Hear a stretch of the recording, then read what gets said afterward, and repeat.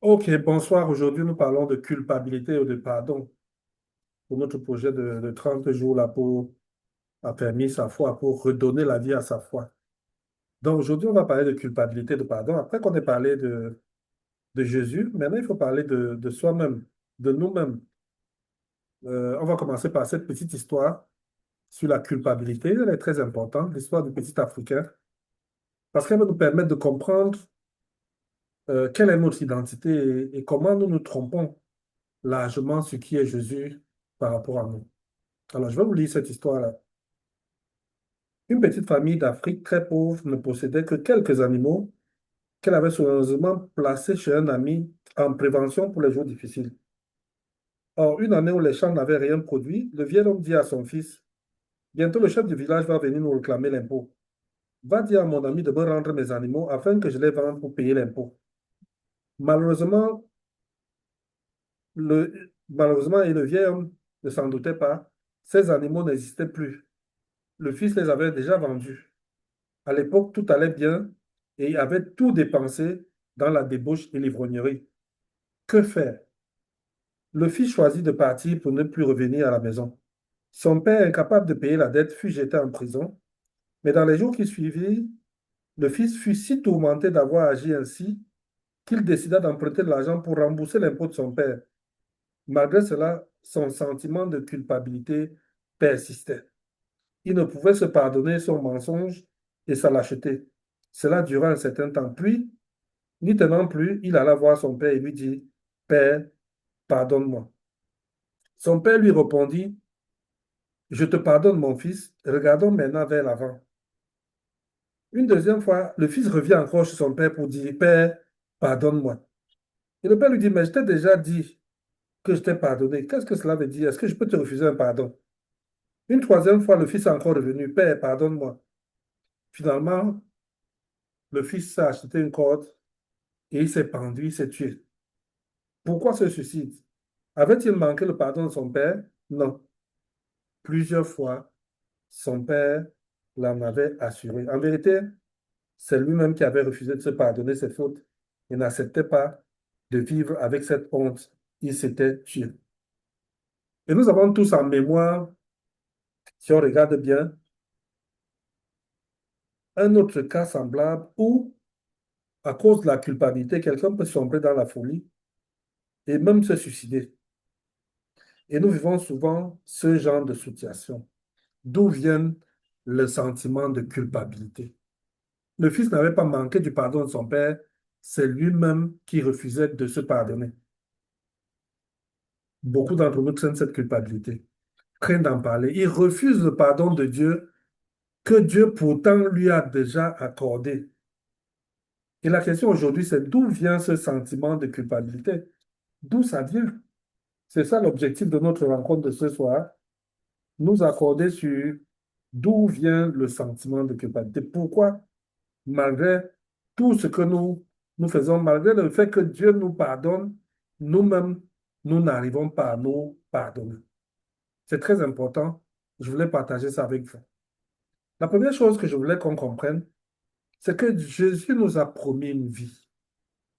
Et c'est ça que j'appelle notre nouvelle identité. Jésus nous a promis que nous allons être comme lui. Il nous a promis ce que je vais appeler une véritable vie. Nous ne doutons plus de Jésus. Hier, ou alors à la dernière séance, nous avons parlé de lui. Parce que comme nous voulons baser notre foi sur des faits, nous avons étudié qui il était. Et nous avons vu que même des écrivains non chrétiens ont écrit sur lui. Et que c'est une réalité. Jésus est une réalité. Il est l'image visible du Dieu invisible. Et il nous promet dans Jean 10, qu'il est venu afin que les brebis aient la vie et qu'il l'ait en abondance, qu'elle soit en abondance.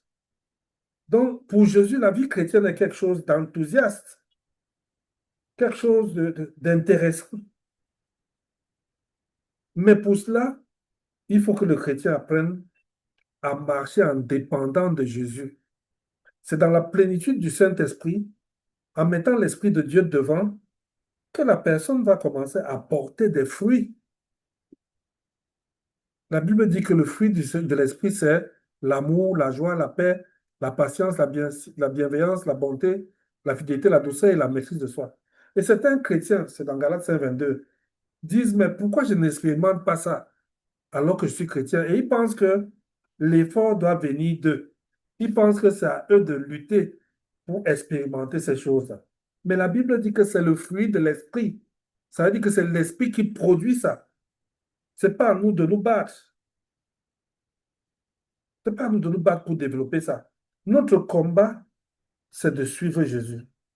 Notre combat, c'est d'être connecté à Jésus pour pouvoir expérimenter cela. Parce que c'est ça qui va passer au travers de lui pour avoir à nous développer.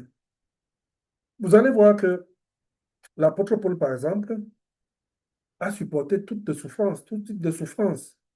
Il a été battu, il a été emprisonné, il est même mort martyr pour sa foi et sa grâce. Pourtant, il disait, je me réjouis dans mes souffrances.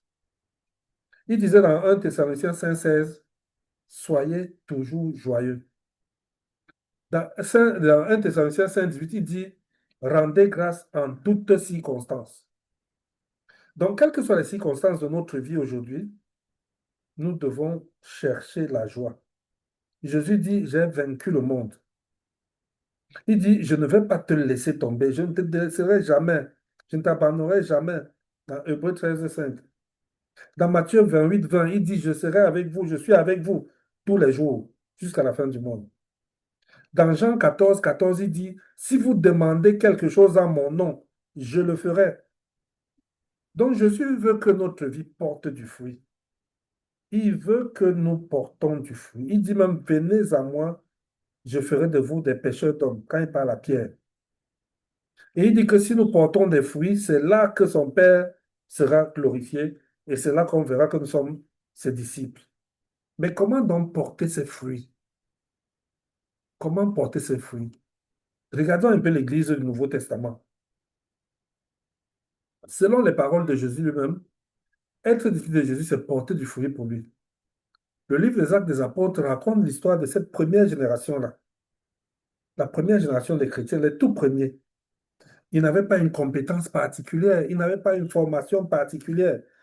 Mais ce qu'ils avaient de bon, c'est qu'ils étaient vraiment connectés à Jésus. Ils n'avaient pas de doute sur Jésus.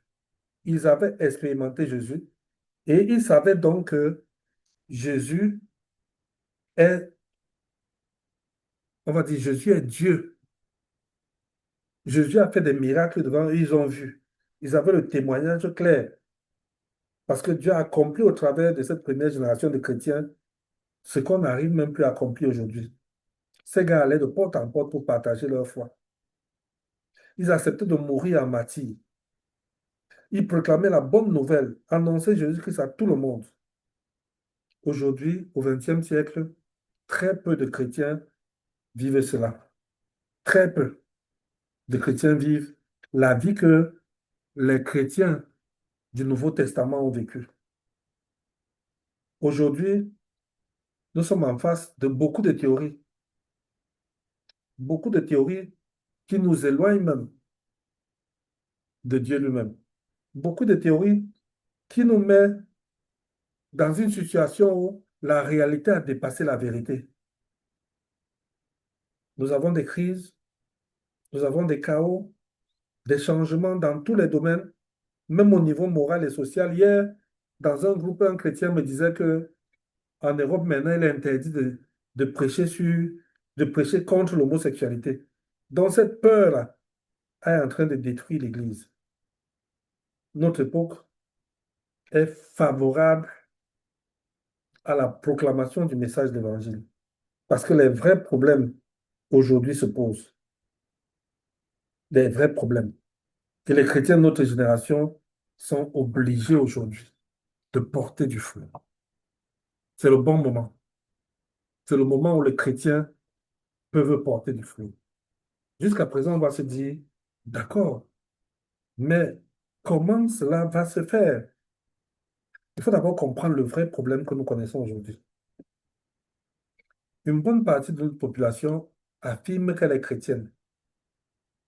Mais comment on peut expliquer qu'il y a autant de chrétiens et qu'il y a autant de matérialistes,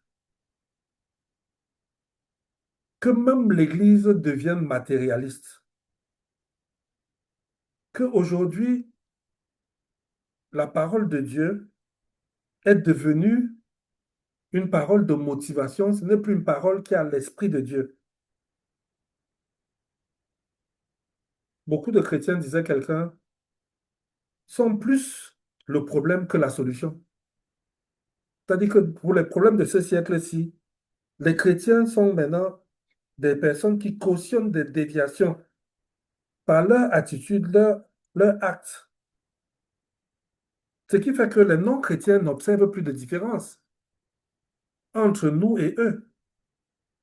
On raconte l'histoire d'un ancien d'église qui invitait son voisin tout le temps à venir à l'église. Et un jour, le voisin excédé lui dit, mais quelle différence il y a entre toi et moi pour que moi je vienne à l'église? Si ton église a transformé les gens, je serais venu, mais je ne vois pas la différence entre nous deux. Pourquoi je devrais venir à l'église? Et l'apôtre Paul a expliqué ça dans sa lettre aux Corinthiens. Il a expliqué qu'il y a trois types de personnes. Dans les trois types de personnes, il a dit, il y a celui qu'on appelle l'homme naturel. Dans 1 Corinthiens 2, le verset 14. L'homme naturel ne peut pas recevoir les vérités qui viennent de l'Esprit de Dieu.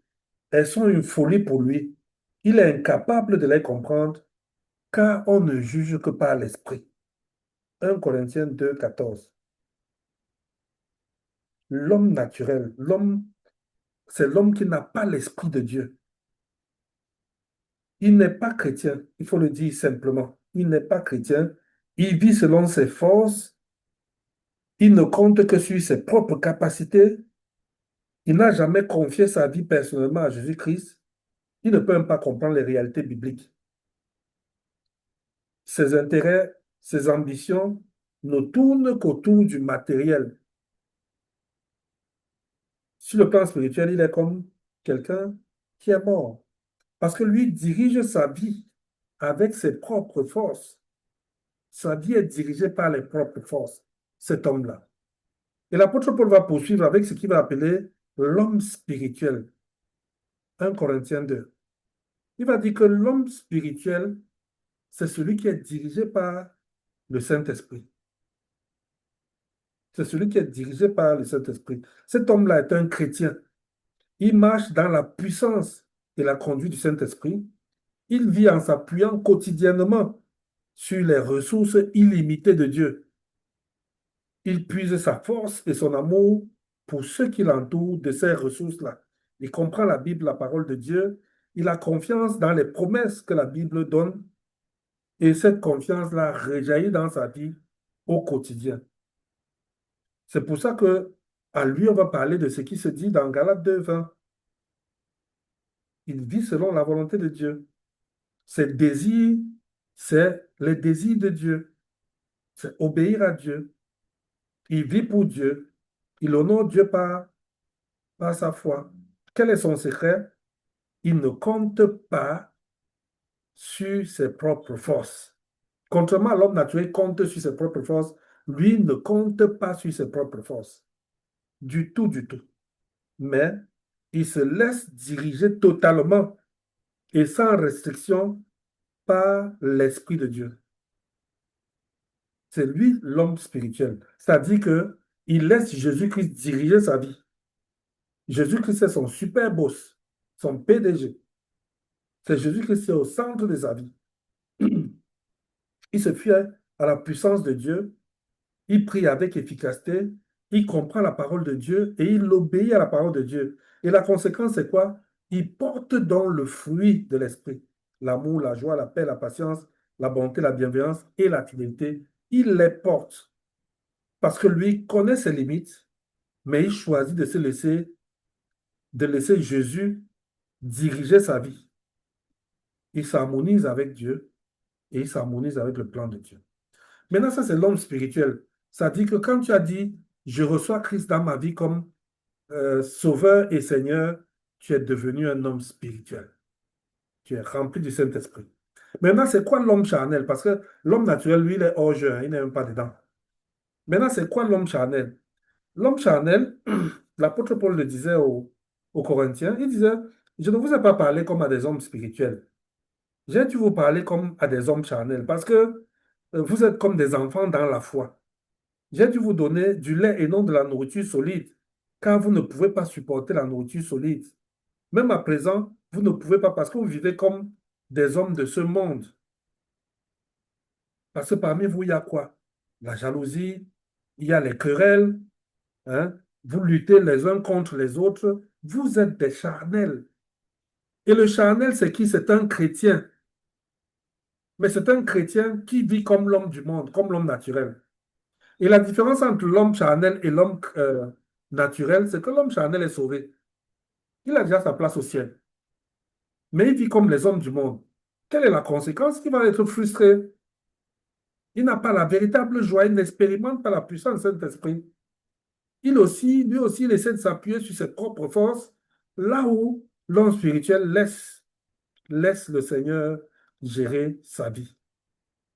L'homme spirituel, l'homme charnel cherche à gérer sa propre vie, hein. Il connaît Dieu, mais il cherche pour certains aspects de sa vie, il cherche à les gérer lui-même. L'apôtre Paul disait à ce titre-là, je fais ce que je déteste et ce que je veux faire, je n'arrive pas à le faire. C'est un peu le symbole même de l'homme charnel, le symbole de l'homme charnel. Il dit, je ne comprends pas ce que je fais, car je ne fais pas ce que je voudrais faire, mais je fais ce que je déteste. Si je fais, si ce que je veux faire, je ne le veux pas, je reconnais aussi que la loi est bonne. Ce n'est donc pas moi qui agis ainsi, mais c'est le péché qui habite en moi, car je sais que le bien n'habite pas en moi. C'est-à-dire que ma faiblesse est humaine. L'apôtre Paul reconnaissait ce côté charnel. Et on va expliquer comment sortir du charnel pour revenir spirituel. C'est très important. C'est très important de comprendre ça. Les trois types de personnes, c'est important que je vous définisse ces trois types de personnes-là. Trois types de personnes. Et la personne qui souffre le plus parmi ces trois types de personnes, c'est le chrétien charnel. Oui, le chrétien charnel. Le chrétien charnel, il galère. Parce que le spirituel est tranquille. Le naturel aussi a choisi sa voie, donc lui n'a pas de débat sur lui. Lui, sait déjà que lui, il est perdu. Sa vie, c'est ça. Mais le charnel, lui, il est dans l'impasse totale. Et Dieu a prévu une solution pour le charnel. Il a prévu une solution pour le charnel. En effet, l'homme charnel n'est pas quelqu'un à qui tu vas encore aller enseigner la foi. Ce n'est pas les discours moralisateurs qui peuvent le faire changer parce qu'il connaît la voie. Il connaît ce qui doit être fait. Ce dont il a besoin, c'est la clé qui va ouvrir la porte et permettre de reprendre le bon sens. De reprendre le bon sens. D'être capable de se reconnecter à Dieu. C'est important. C'est important. Revenons à ce qu'on a dit hier. C'est quoi la foi? La foi n'a pas le même sens que la confiance tout court. Lorsqu'on passe la confiance en quelqu'un, on place la confiance en quelque chose. La foi peut prendre cette... Parce que là, je n'ai pas bien expliqué. La foi peut prendre le même sens que le mot confiance basé sur quelqu'un ou sur quelque chose. On a confiance en quelqu'un, on a aussi foi en quelqu'un. La foi devrait avoir un objet. Quel est l'objet de la foi chrétienne? C'est Dieu et sa parole, la Bible. Voilà l'objet de la foi du chrétien. Que nous dit la Bible donc sur le problème du charnel? Le spirituel place sa foi en Jésus-Christ. Le charnel place sa foi en lui-même. Jésus nous dit dans Jean 12, 14, 12, celui qui croit en moi fera aussi les œuvres que j'ai faites et il en fera même des plus grandes. Dans Jean 14, 4, il dit, si vous demandez quelque chose en mon nom, je le ferai. Imagine donc un homme qui s'apprête à traverser un lac. Il est animé par une grande confiance, le lac est gelé. Il avance convaincu que cette traversée sera facile. Mais quelque part plus tard, la couche de glace se fissure. Elle n'a pas résisté au poids de l'homme et il va prendre un bain bien frais. Mais imaginez maintenant le même homme dans la même situation, mais rongé de crainte, cette fois-ci de l'idée de devoir traverser la glace. Il avance, mais avec une extrême prudence, mesurant chaque pas. À son grand étonnement, la glace tient, elle est solide, épaisse, et le porte aisément. Prenant peu à peu de l'assurance, il se trouve bientôt sur l'autre bord. Après cette expérience, qu'est-ce que notre homme aura appris? Il aura appris une chose fondamentale en ce qui concerne la foi. Si l'objet de notre foi est digne, nous passerons, même si notre confiance en lui est bien limitée. Par contre, même avec une foi convaincue, nous tomberons si l'objet de la confiance n'en vaut pas la peine. Donc le problème n'est pas de dire j'ai la foi, mais en quoi tu as la foi? Il ne s'agit pas de dire de proclamer des choses sur lesquelles il n'y a aucun fondement.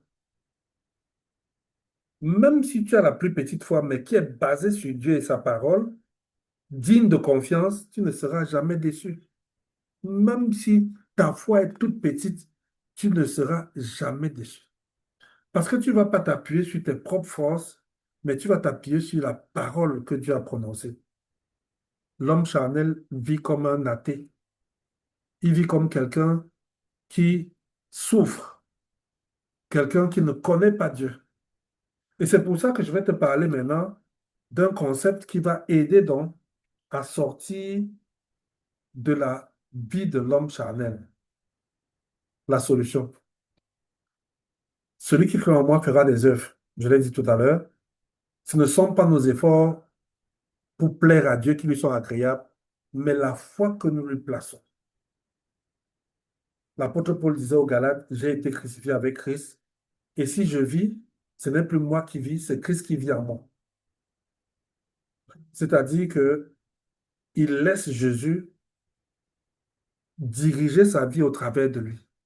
Ce n'est plus lui qui dirige sa vie, c'est Jésus qui dirige sa vie. Et c'est pour cela que l'une des choses, je voulais qu'on termine par là, qui va te permettre de demeurer dans le statut de spirituel, ce sera ce qu'on appelle la respiration spirituelle. En fait, comment on devient charnel? Puisque j'ai dit au début, dès que tu reçois Christ dans ta vie, tu deviens un homme spirituel. Tu deviens charnel quand tu as un péché que tu ne confesses pas. Dès que le moment où l'homme spirituel pêche et ne confesse pas son péché, il devient un homme charnel. Il devient un homme charnel simplement parce qu'il n'a pas confessé son péché. Et donc, l'une des choses les plus importantes, l'un des plus grands principes spirituels, c'est la respiration spirituelle. Sur le plan physique, lorsque nous respirons, nous faisons une double action. On expire l'air qui est impur et on inspire l'air qui est pur, l'air neuf. Dans la partie spirituelle, on doit expirer ce qui est mauvais, c'est ça qu'on va appeler confesser son péché à Dieu, et on va expirer pour nous approprier la foi et la plénitude du Saint-Esprit. La Bible dit que si nous confessons nos péchés, il est fidèle et juste pour nous les pardonner et nous purifier de toute iniquité. Donc le mot confession suppose que tu t'accordes avec Dieu du fait que tu as mal fait. Puisque hier, je vous ai dit que tous nos péchés, passés, présents et futurs, ont été balayés sur la croix à Golgotha. D'où vient-il donc qu'il faut confesser maintenant? Confesser, c'est pouvoir expérimenter ce travail qui a été fait. Pouvoir l'expérimenter, pouvoir être en accord avec Dieu que si Jésus ne l'avait pas fait, je serais où maintenant? Être en accord avec Jésus, avec Dieu que j'ai mal fait. Mais ça ne veut pas dire que je suis condamné par le mal que j'ai fait, mais ça veut simplement dire que je reconnais devant toi, Papa God, que j'ai mal fait.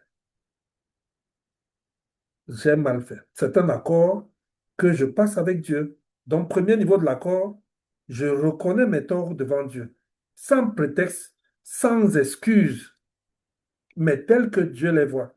Donc, il n'est pas question de venir commencer à expliquer au Seigneur que, bon, toi-même, tu sais qu'avec la vie qui est dure, là, on est obligé de se battre, et dans ce combat-là, il y a des choses qui nous arrivent. Non, j'ai mal fait, de manière, je nomme clairement le mal que j'ai fait devant Dieu, sans pouvoir, sans les justifier. Je dois être précis. Qu'est-ce qui attriste Dieu dans ce que j'ai fait et qui empêche qu'il manifeste sa puissance en moi? Il faut que je reconnaisse ça avec Dieu. Et je reconnais aussi que Dieu m'a accordé ce pardon déjà. Il m'a accordé ce pardon-là. C'est-à-dire, je confesse, je reconnais mes péchés devant Dieu. Je suis en accord qu'il m'a accordé son pardon et je reçois ce pardon-là. Je confesse et je reçois le pardon que Dieu m'a accordé, non pas comme le jeune homme là, à qui le Père a accordé le pardon, mais il continue à se sentir coupable. Et il y a des chrétiens comme ça, à qui Dieu a pardonné, mais ils continuent à sentir qu'ils sont coupables. Quand j'ai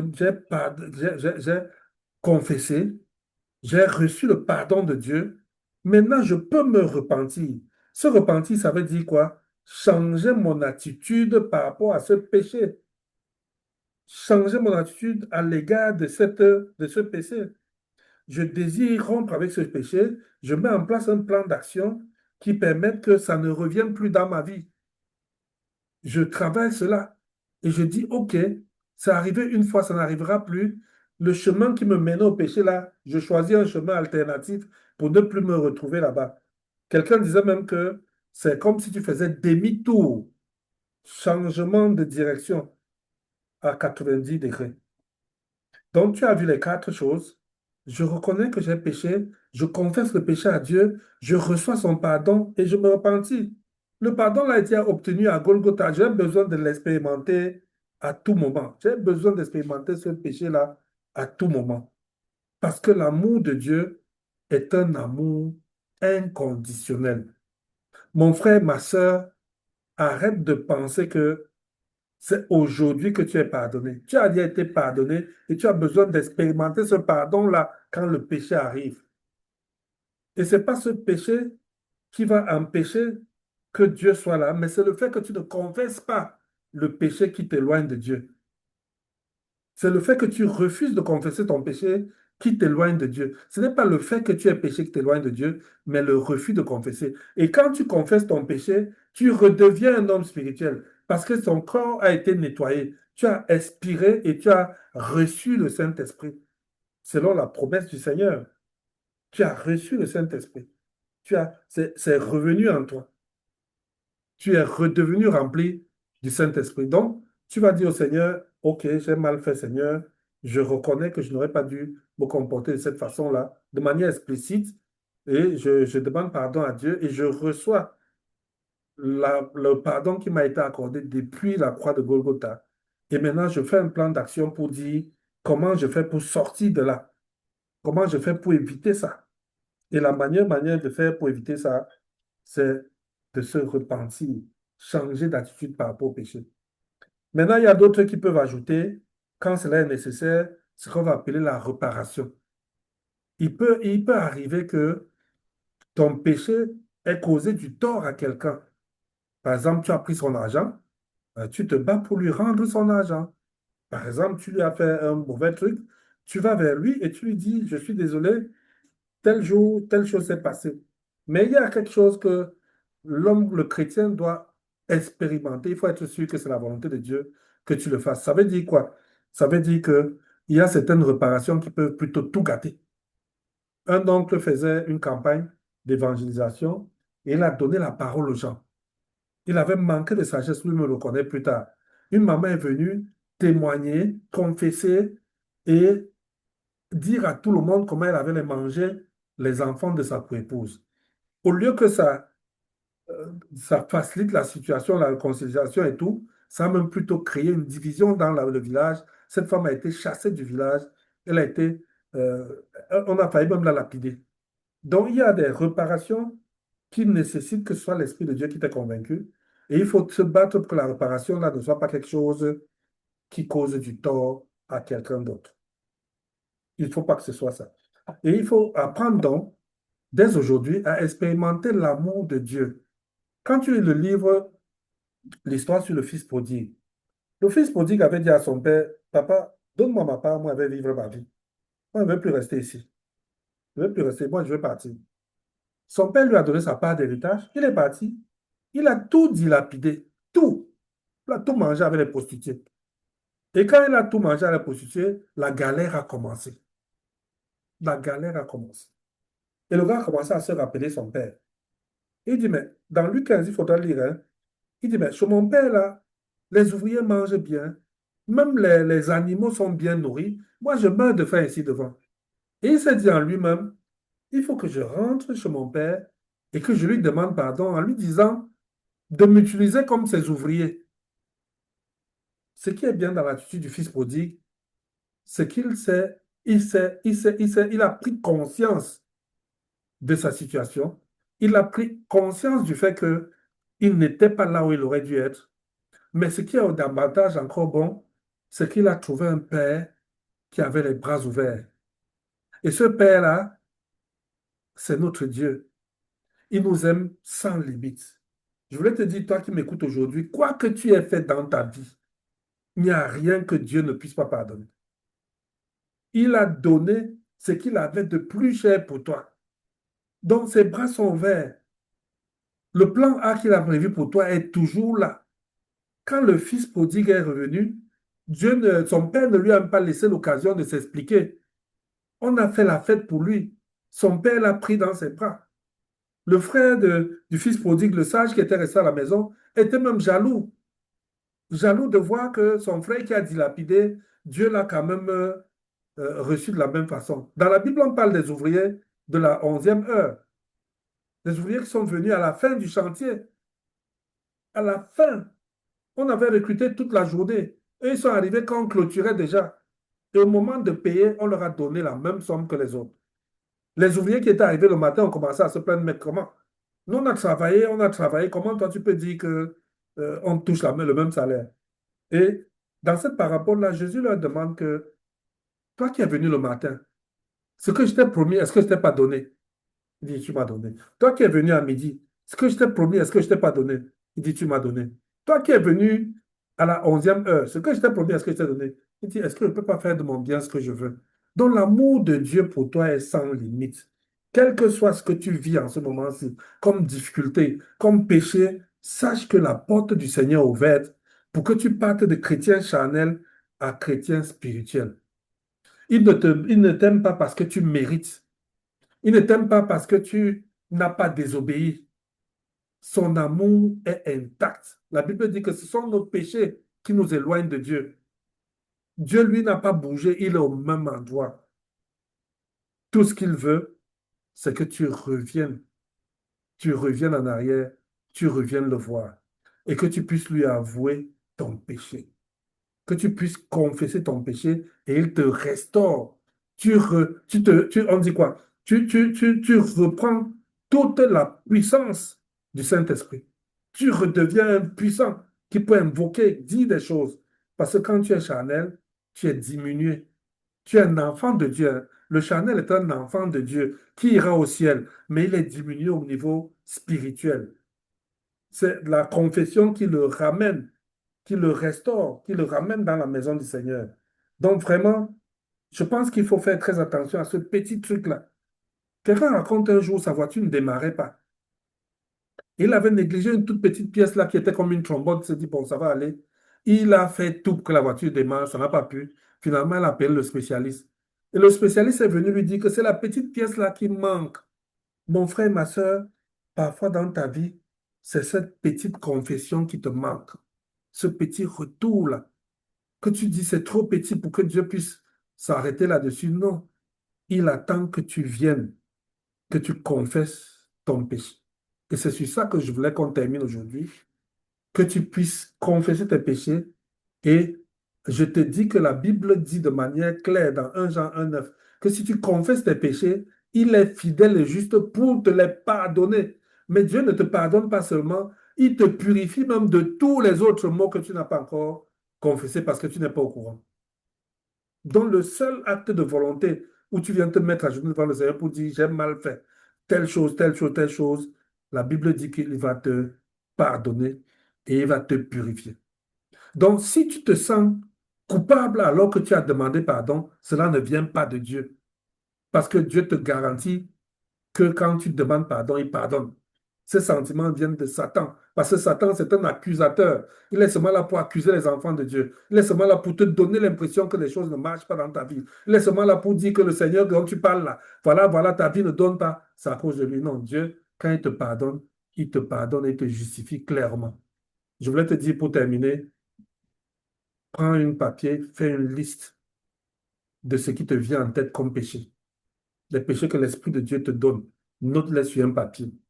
C'est symbolique. Et après, tu écris aussi, à travers ce papier, 1 Jean 1,9. Si nous confessons nos péchés, il est fidèle et juste. Et puis après, tu confesses tes péchés, tu remercies Dieu et tu détruis la liste là. Tu dis, Seigneur, je reçois ton pardon. Et dans l'avenir, chaque fois qu'un péché arrive, demande pardon et tu avances. Demande pardon, tu avances. Ne te laisse pas engloutir par tes anciens péchés. Ils sont passés. Quand Dieu t'a pardonné, tu es réellement libre. Voilà ce que je voulais partager avec toi aujourd'hui. Que Dieu te bénisse abondamment, toi qui as compris ce message.